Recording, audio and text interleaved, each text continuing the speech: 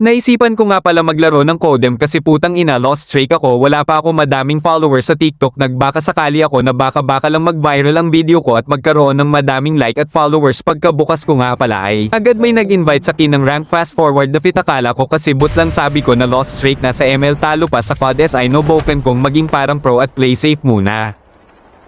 Fast forward.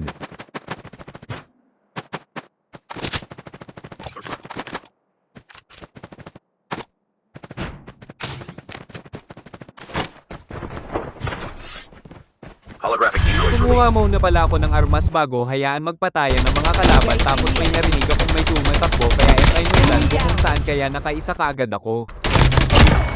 Fast forward ulit kasi ang haba ng video ko.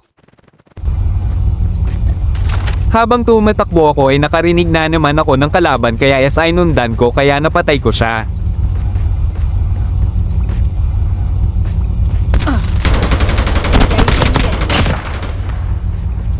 Fast forward.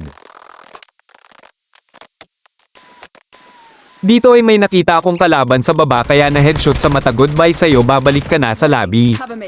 Mukhang may kasama siya at naghigantay ang kasama niya, pero naunahan ko siya kaya magsama kayo pabalik sa lobby, hahaha.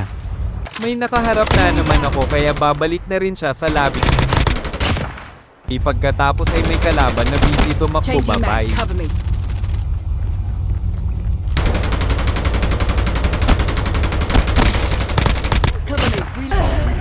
Tapos ay dalawang na lang kami at ako ang namatay, hahaha.